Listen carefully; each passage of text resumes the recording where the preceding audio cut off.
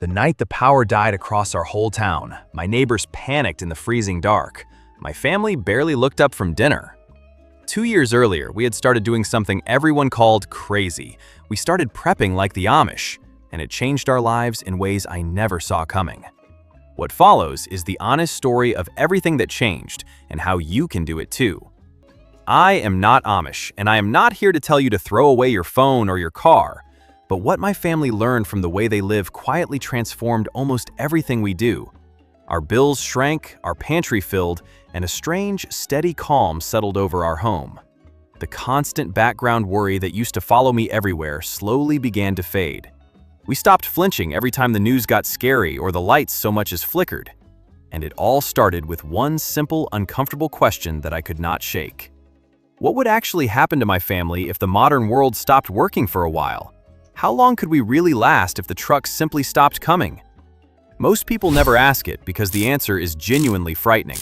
But once I did, I could not unsee just how fragile our comfortable little life really was. Everything we depended on hung by threads we had never even noticed before. So we went looking for people who had already solved this problem generations ago. People who had quietly stayed ready while the rest of the world forgot how. Let me take you back to the moment everything changed for us. It was an ordinary winter, and an ordinary storm rolled through our area. Nothing about it seemed special, and that is exactly what made it so dangerous. The power went out, and at first, we treated it like a small adventure. We lit a few candles and figured it would all be back on by morning. But morning came, and the lines were still down, and the cold crept deeper into the house. By the second day, the food in our freezer had begun to spoil. By the third, the store shelves nearby were stripped bare and the gas stations ran dry. In just 3 days, our whole comfortable world had quietly come undone. I watched my own neighbors, good people, grow anxious and short-tempered as the days dragged on. And I realized something that genuinely scared me to my core. My family's entire survival depended on systems I did not understand and could not control. I could not grow it, fix it, or replace it. I could only hope it kept working. The power, the water, the food, the heat, all of it came from somewhere far away. And if any one of those invisible threads snapped, we had almost nothing to fall back on. We were 3 days from comfortable and 3 days from helpless, with nothing in between. There was no cushion, no backup, and no second plan if the first one ever failed. That thought followed me around for weeks after the lights finally came back on. I started noticing just how much of our life ran on a kind of blind faith. We had handed our entire survival to strangers and simply trusted it would always be there. Faith that the trucks would always arrive, that the grid would always hold, that tomorrow would look like today. And the more I looked, the more that faith felt less like wisdom and more like a gamble. So I started asking who actually lives without depending on all of it. And the answer was right in front of me the whole time. Out past the edge of town lived families who had quietly opted out of all of it. The Amish were not waiting for the grid because they had never plugged into it. When our power died, their lamps still glowed and their stoves still burned. When our shelves went empty, their cellars were still full from the last harvest. What was a crisis for us was just another quiet, ordinary day for them. While we panicked, their lives simply continued, calm and unbroken, exactly as before. And it hit me that they were not behind the times at all. In a crisis, they were the most prepared people for 100 miles in every direction. They had never needed a warning because they were always ready for anything. Now, I want to be clear about what my family actually did here. We did not convert, and we did not give up electricity or modern medicine. This was never about religion, and it was never about rejecting the whole modern world. It was about copying the practical wisdom that makes their way of life so unshakable. I wanted what they had, the deep steadiness of a life that cannot easily be knocked over. The Amish are not fragile because they never handed their survival to someone else. They grow their own food, preserve their own harvest, and fix their own tools. They light and heat their homes without depending on a distant power plant. And when trouble comes, they lean on each other instead of waiting for a rescue. No one in their community ever has to face a hard day completely alone. That was the blueprint I wanted, stripped of everything except the parts that keep you standing. So one piece at a time, we began rebuilding our life around those simple, sturdy ideas. We did not change everything overnight, and we did not try to. We simply started with the most important thing of all, the one need that no family can ever live without for very long. The thing that, in any real crisis, always runs out first. The very first thing we changed was where our food came from.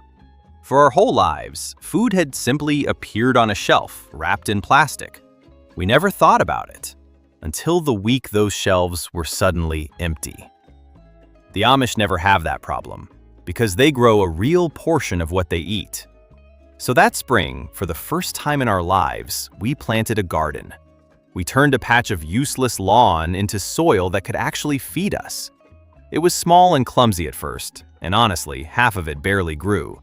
But we learned, season by season, the way every gardener before us had learned. We grew potatoes, beans, squash, tomatoes, and greens, far more than I expected. The earth gave back so much more than the little effort we had put in. And then came the part that truly changed everything, learning to preserve it. The Amish do not let a harvest go to waste, and now neither do we. We learned to can vegetables in glass jars that would keep for a year or more. We watched our summer abundance transform into winter security, jar by jar. We dried herbs, fermented cabbage, and stored root vegetables in a cool, dark cellar. By the end of that first autumn, our basement shelves were lined with food we had grown ourselves. Rows and rows of jars, glowing in the lamplight, each one a small piece of security. It was the most beautiful thing I had ever seen in our home. And something shifted inside me the day I stood looking at all of it. For the first time, I knew that no empty store could ever leave my family hungry. A bad week at the shops was no longer a crisis. It was barely an inconvenience. Our grocery bills shrank because so much of what we ate now came from our own land. And the food itself was better, fresher, and richer than anything we used to buy. We had forgotten what a real tomato, warm from the sun, actually tastes like. My kids learned where a meal actually comes from, with dirt still under their fingernails. That full cellar became the foundation of everything else that changed for us. It is hard to describe the peace of seeing a whole winter of food you grew yourself. Because once your food is secure, a strange and powerful calm begins to take hold. But food was only the first thing that the Amish way quietly fixed in our lives. The next change happened the moment the sun went down each evening. The second thing we changed was how we lit and heated our home. For most of us, light and warmth are things we never think about for a single second. We flip a switch, we turn a dial, and we trust it will always work. But that storm taught me how quickly that simple trust can fail. The Amish light their homes with oil lamps and warm them with wood and simple stoves. None of it depends on a wire running back to a distant power station. So we slowly added those same backups to our own modern home. We gathered oil lamps and learned the quiet ritual of trimming a wick and lighting a flame. We added a wood-burning stove that could heat our main rooms and cook a meal at once. It became the warm, beating heart of our whole home. We laid in seasoned firewood and learned to split and stack it ourselves. There is an old saying that firewood warms you twice, once when you cut it and once when you burn it. The first night we lit those lamps on purpose, something in the house felt different. The light was softer and warmer, and the whole family drifted into the same room. The glow of a lamp gathers a family in a way that a glowing screen never could. And then, a few months later, the real test arrived without any warning. Another storm swept through, and once again, the power across our town went dark. But this time, my family did not panic, and we did not even pause. We lit the lamps, we fed the stove, and our home glowed warm against the cold. While the houses around us sat dark and freezing, ours was bright and alive. We were no longer at the mercy of a wire we could not see or control. We cooked a hot dinner on the wood stove and ate it together by lamplight. My youngest actually asked if we could keep the power off because it felt so cozy. That was the night I knew, deep down, that something fundamental had changed. A blackout used to be a threat, and now it was barely a story worth telling. We had quietly bought back our independence, one lamp and one log at a time. Each small preparation gave us back a piece of control we had not even known we lost. But the deepest changes were not about food or fire at all. They were about what started happening inside our own hands. The third thing that changed was our own ability to do things for ourselves. In the modern world, when something breaks, we throw it away and buy another. We have quietly forgotten how to fix, mend, build, or make almost anything. The Amish are the opposite, because they can repair and create nearly everything they own. They build their own barns, mend their own clothes, and fix their own tools by hand. So my family set out to relearn the simple skills our great-grandparents took for granted. I learned to use hand tools, the kind that need no cord and no charger. Tools that would still work 100 years from now, exactly as they do today.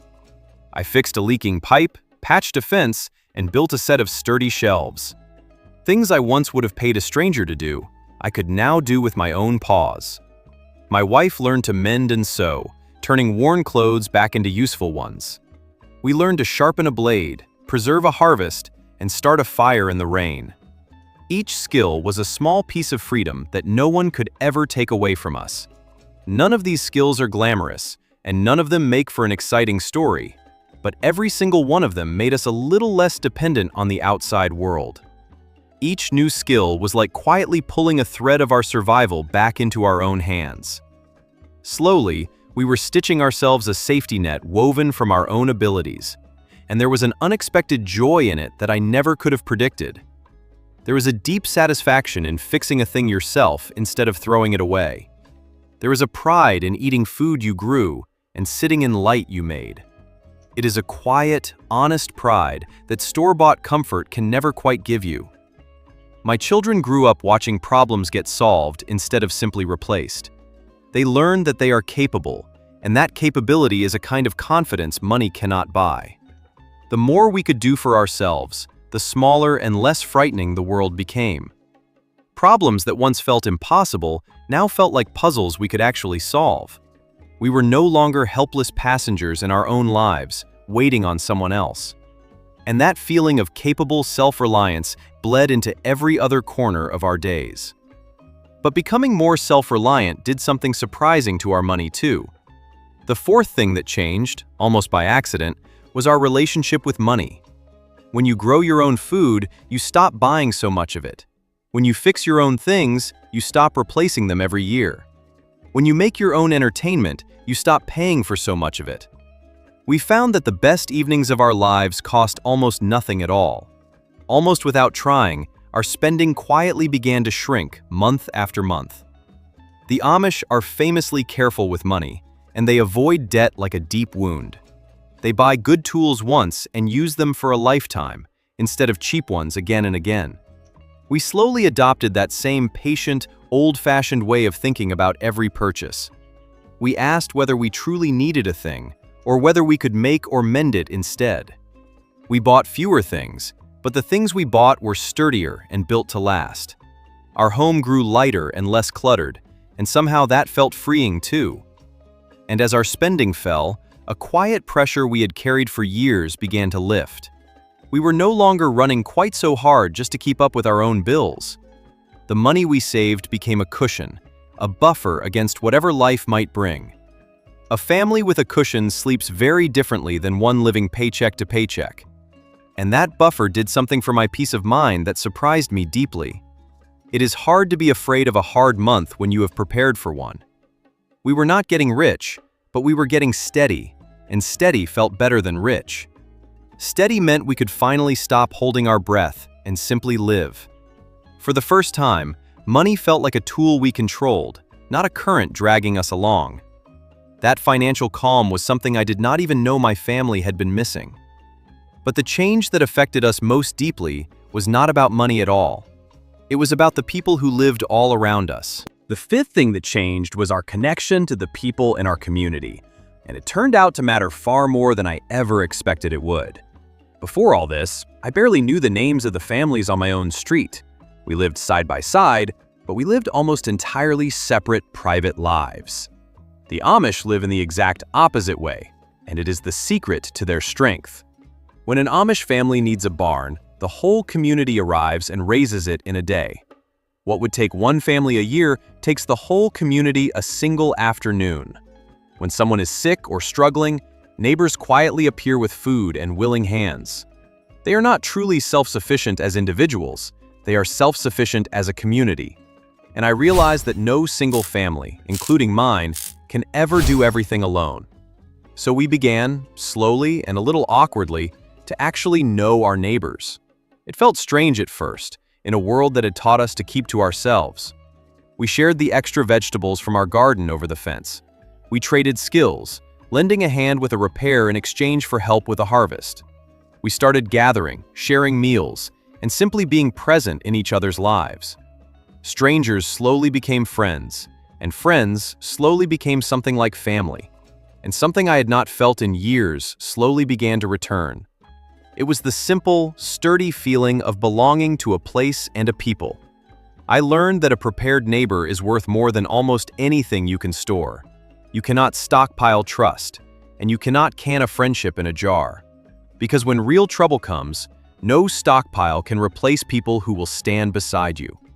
A lone family with a full cellar is still terribly fragile and alone, but a connected community can weather almost any storm that comes its way. We were no longer just preparing to survive on our own, walled off from everyone. We were quietly weaving ourselves into a web of people who would catch each other. And knowing those people were there changed how safe our whole world felt. And that web turned out to be the strongest preparation of them all. But beyond food, fire, skills, money, and people, something deeper was shifting. The sixth thing that changed was the very pace and shape of our days. Modern life had us moving fast, staring at screens, and rarely truly present. We were always busy, yet somehow we never seemed to actually be anywhere at all. Our evenings used to dissolve into glowing rectangles, each of us alone in the same room. The Amish live at a slower, more deliberate, more human pace of life. Without the endless pull of screens, their days are filled with work, rest, and each other. As we adopted more of their habits, our own life naturally began to slow down.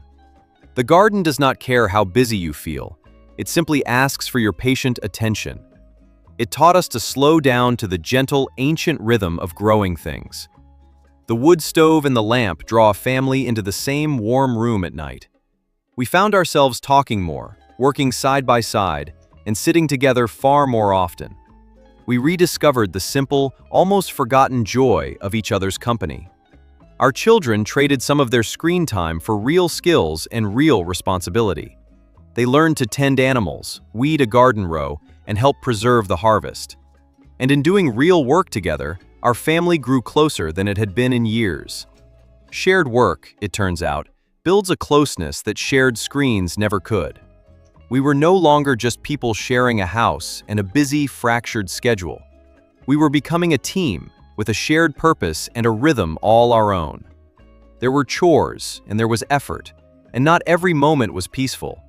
But even the hard moments were ours, shared, and somehow deeply meaningful. But there was a richness to those days that our old, faster life had never held. We remembered how to be bored, and then how to fill that boredom with something real. My kids will grow up knowing how to work with their hands and their hearts, and I believe that is a gift far greater than anything a screen could ever give them. But the single biggest change of all happened somewhere I never expected. It happened quietly, inside my own mind, and it is the change I am most grateful for. The seventh and deepest thing that changed was the constant low hum of worry inside me.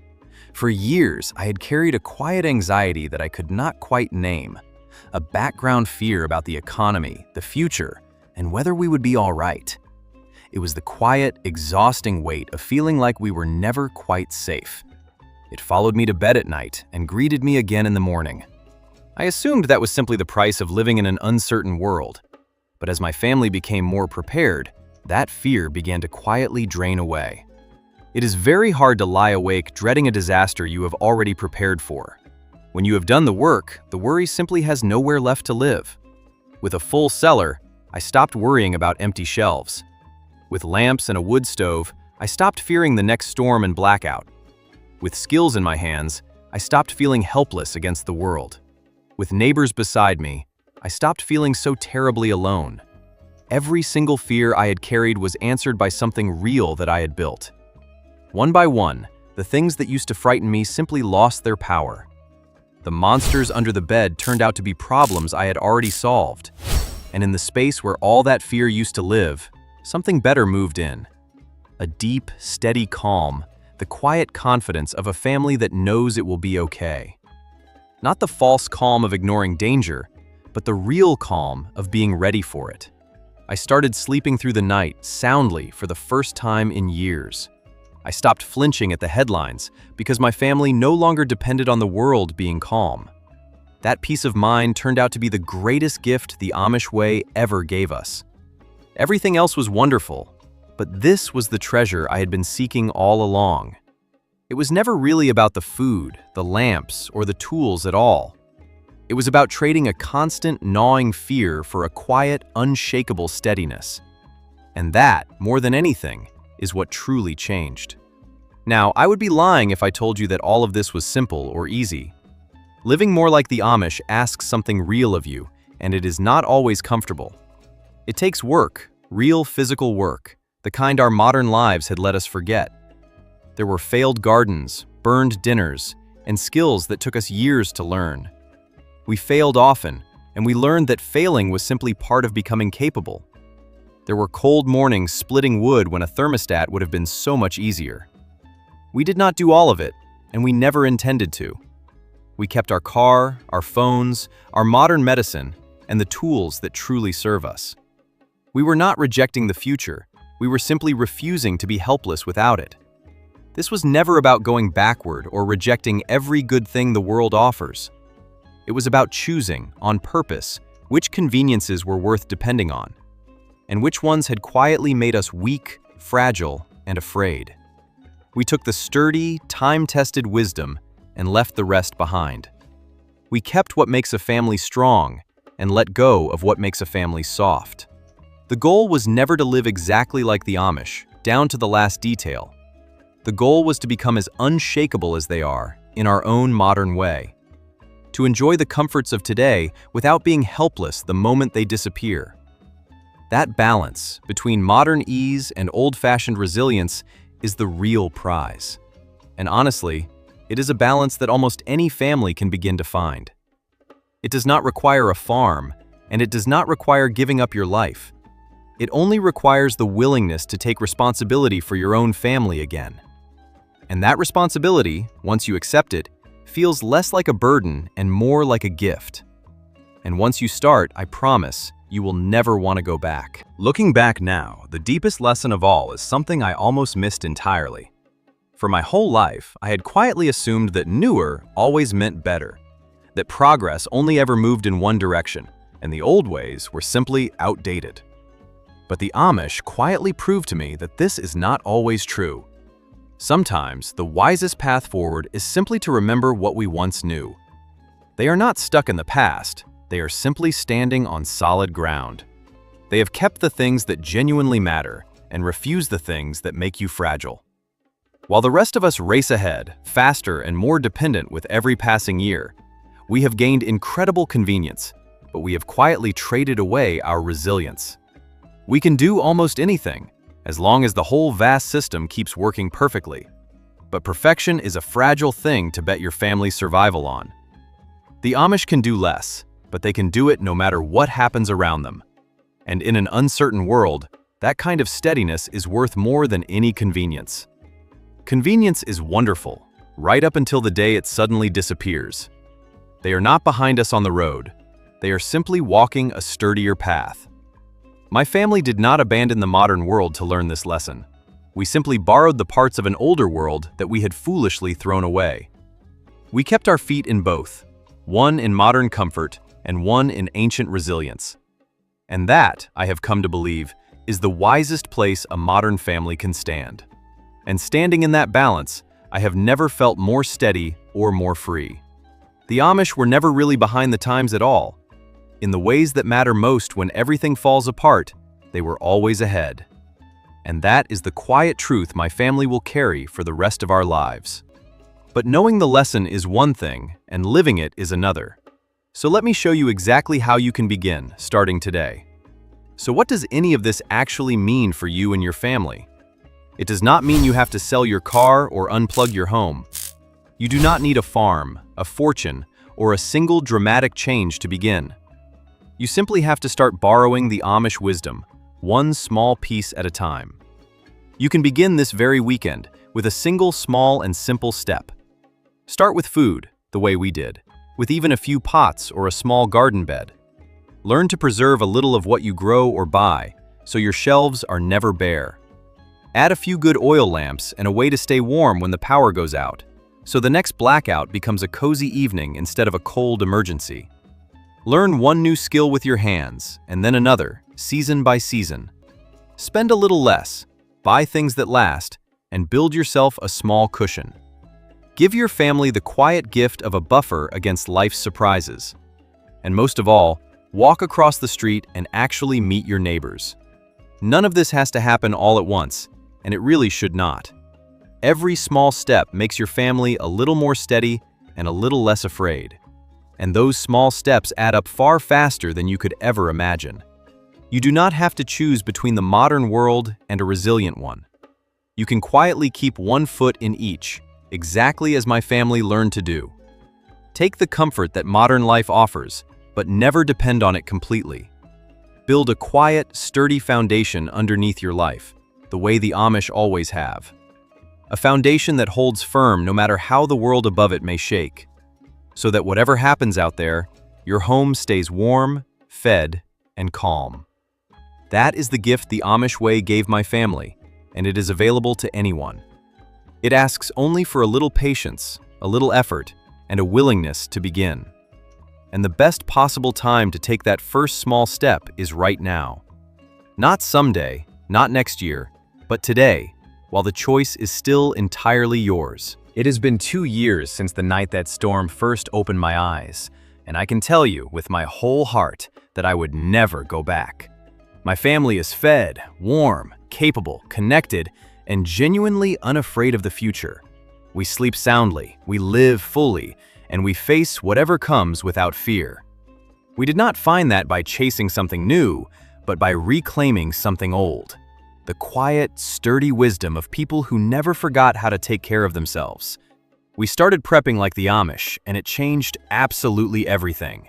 Not because we became them, but because we finally learned what they always knew. That real security was never about the things you can buy. It was always about the things you can do, grow, make, and share. Those are the things that no crisis can ever take away from you.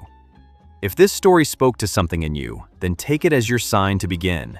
Start small, start today, and build a life that can stand on its own 2 feet. Your future self will thank you for the very first step you take right now. Subscribe and follow along, because we are just getting started on this journey, and I would love to have you walking the same sturdy path right beside us. Because the calm, capable life you are looking for is closer than you think. It is waiting for you, just on the other side of that first small decision. You just have to be willing to reach back and pick up what was nearly lost.